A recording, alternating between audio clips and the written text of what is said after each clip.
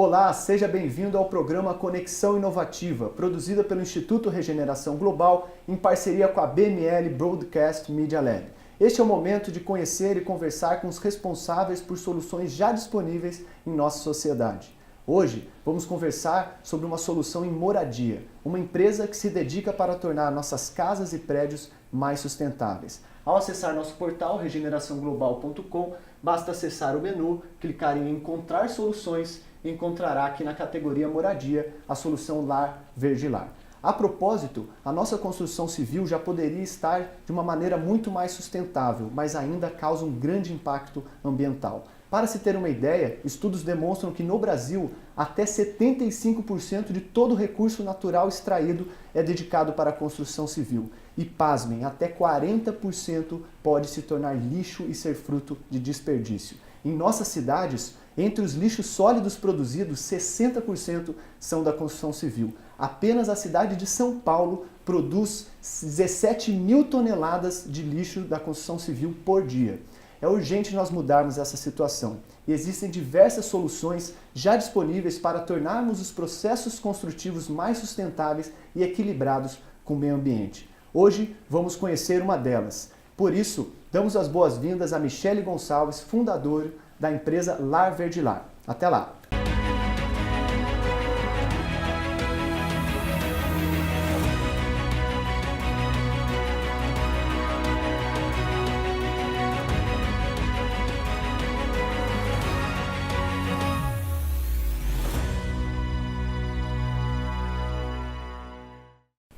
Olá, então hoje damos início a mais um Conexão Inovativa, falando com Michele Gonçalves da Lar Verde Lar, uma empresa que atua para tornar nossas casas e prédios mais sustentáveis. Olá, Michele, tudo bem? Olá, Fabiano. Bem-vinda. Obrigada, agradeço. Feliz que você está aqui conosco. Eu que agradeço a oportunidade.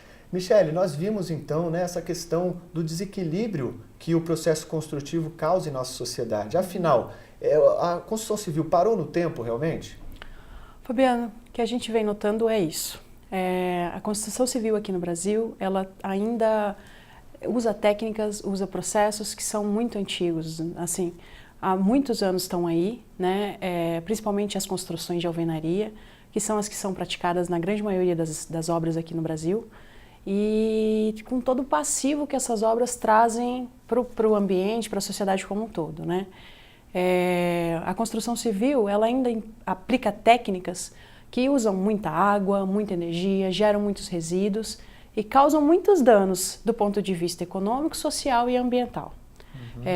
A gente prejudica uma série de ambientes, uma série de conexões que estão aí e não nos importamos em melhorar os sistemas, as formas de construção que hoje são empregadas no Brasil. Exatamente. Quando nós vemos que as casas hoje, elas têm um grande número de resíduos, né? A gente passa às vezes na frente das obras, tem vários tira-entulho, né? Quais são os materiais assim mais desperdiçados durante? Por que se tem tanto desperdício nesse processo? Então, existem diversos fatores, mas, por exemplo, o que acontece é que muitas obras hoje em dia ainda não têm projeto. E isso faz com que as pessoas comprem mais produtos do que realmente vão precisar ou comecem a fazer uma obra e não sabem exatamente onde elas vão chegar, então elas vão recortando e construindo na medida da necessidade. Que é uma outra característica desse segmento também, né? Informalidade. Exatamente. Hoje em dia a gente tem muita mão de obra que não é contratada e de uma forma legal no Brasil, e você paga os impostos, né? Todo aquele valor que você agrega com a mão de obra para sua obra, né? A pessoa não tem o seu FGTS e uma série de outras coisas. Essa segurança do trabalhador. Então, por exemplo, continuando, né? Hoje as obras, elas empregam muito mais materiais, compram em grande quantidade, aplicam esses materiais e no final de uma obra isso vira resíduo. Como você mencionou, de 40% a 60% dos resíduos no Brasil são da construção civil. E, por exemplo, o que a gente observa muito hoje em dia numa obra, né, são materiais que sobram. São materiais de madeira, materiais o próprio Entulho concreto, mesmo, com né? entulho, que são, muitas das vezes, são descartados de forma irregular em lixões, né, até mesmo em terrenos baldios, e acabam gerando problemas de saúde pública, problemas de saúde, né, do ponto de vista até visual mesmo, né, a contaminação de lençóis freáticos, contaminação dos rios. E até entra também um dos materiais principais da nossa construção, que é o cimento, né? Até estudos mostram que mais ou menos 300 quilos de cimento por pessoa no planeta se produz. Então, esse é um material também que tem um grande impacto na natureza, né, o cimento. Sim, sim. O cimento, ele, uns dados que eu vi há um tempo atrás, ele está atrás da água em quantidade de material usado no mundo. É o segundo material mais usado no mundo. Nossa. Então, você tem ideia da grandiosidade que é isso, da quantidade que é isso? Você gasta muita energia para produzir o cimento. Exatamente. Né? Não só energia, mas insumo propriamente dito. Né? O cimento ele leva calcário. Então, você depende de mineração, você depende de uma série de procedimentos que geram impactos. Né? Então, apesar de abundantes, né, eles têm muito impacto, as minerações de céu aberto e tudo, né? Exatamente. Então, quanto mais cimento se usa, mais impacto se produz. Na final das contas, é o que a gente sempre fala, né? Não adianta a gente simplesmente pensar em usar melhores formas, melhores técnicas. A primeira coisa que a gente tem que pensar é em reduzir insumo. Então, eu penso em reduzir aquela quantidade de material que eu preciso, depois disso eu aplico outras técnicas, outros processos. Perfeito. Então, quanto menos insumo eu preciso, menos eu preciso degradar, menos eu preciso impactar outros locais, outras pessoas, o que quer que seja. Bacana. E nisso parece que o projeto, né, da construção ela é essencial, né? A estimação de quanto você vai usar daquele recurso, quanto você vai precisar. Como que um projeto arquitetônico pode impactar nesses processos mais sustentáveis? A gente sempre pensa no projeto quando você desenvolve um projeto para pensar como que você vai construir aquela casa e depois para operar. Só que um edifício, uma residência, seja que tipo de construção for, a gente tem que pensar ele em todas as fases. Desde uma fase de projeto, uma fase de obra propriamente dita, uma de ocupação e depois também como que a gente vai se desfazer daquilo que foi construído, foi usado, de uma forma que não gere impacto para as pessoas e para o ambiente. Então, o primeiro momento, que é onde a gente gera mais valor do ponto de vista de economia de resíduos, né, de produtos, insumos, é no projeto. Porque ali você vai conceber o seu edifício, a sua edificação, de uma forma que ele consuma menos recursos, que ele gere menos resíduos e que ele aproveite melhor o que o ambiente nos pode oferecer. Existe um termo que é a construção sustentável. A construção sustentável nada mais é do que integrar o meu edifício, a minha construção, ao ambiente onde ela está inserida. E aproveitar o que esse ambiente tem de melhor para mim. Perfeito. Né, para o meu edifício. Que não é aplicar os mesmos métodos em todos os lugares, né? Entender o ambiente que você está e aproveitar eles. Cada lugar tem sua especificidade. Então, cada lugar precisa ser pensado, né? O seu edifício naquele lugar. Então, como que eu posso, por exemplo, aproveitar ao máximo a iluminação natural e evitar, por exemplo, o uso de iluminação artificial? Lâmpada, ligar a lâmpada. Para que eu preciso ligar a lâmpada? Né, em todos os momentos. Como que eu posso favorecer a entrada de vento dentro da minha casa, a ventilação natural? Existem ambientes que a ventilação é fantástica, só que a gente bloqueia essa entrada de vento dentro das residências. Isso gera uma série de problemas. Problemas de ordem, né, de saúde, problemas de ordem de consumo de energia, que fica, né, muito alto. Tem números que dizem que as pessoas elas passam em torno de 90% do seu tempo dentro de ambientes fechados. E o quanto é isso, entendeu? O quanto de problemas de saúde a gente gera nesses ambientes. Você já deve ter vivido isso. Chega num ambiente, está no escritório, por exemplo, que tem alguém resfriado, é claro e certo que mais pessoas vão ficar resfriadas se não tem uma troca de ar bacana naquele lugar. O projeto não é pensado para se integrar, né? Exatamente. E até, Michele, a gente conversou, né? Estamos falando agora do contexto, já entrando um pouquinho no assunto do segundo bloco, que aí sim vamos abordar a Lar Verdilar, né, e explicar para as pessoas um pouquinho como funciona. Legal. Então, gente, Fica com o nosso intervalo e conheça também uma solução muito interessante para a construção de moradias aí, nosso intervalo. Até o próximo bloco.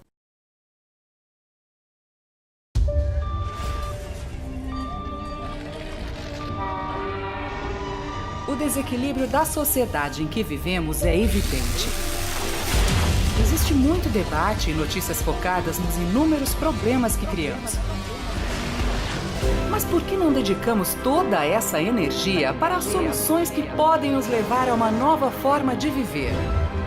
Conheça o Instituto Regeneração Global. Queremos criar de forma colaborativa a primeira biblioteca global de soluções para organizar todas as iniciativas que já existem para a melhoria das nossas vidas.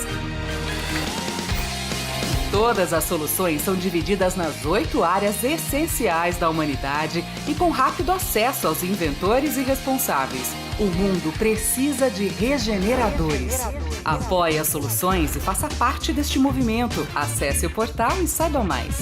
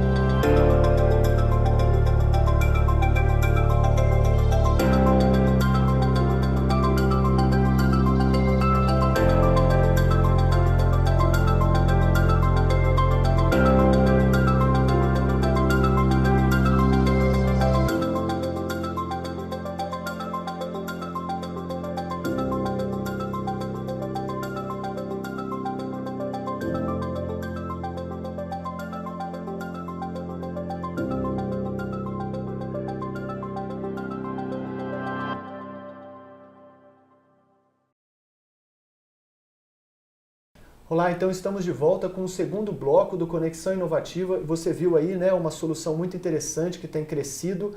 Então, para falar exatamente sobre soluções, especificamente sobre a Lar Verdilar, então vamos dar início. Michele, explica para a gente de que maneira que a Lar Verdilar atua, né, diante dessa complexidade toda que a gente conversou. O que vocês buscam?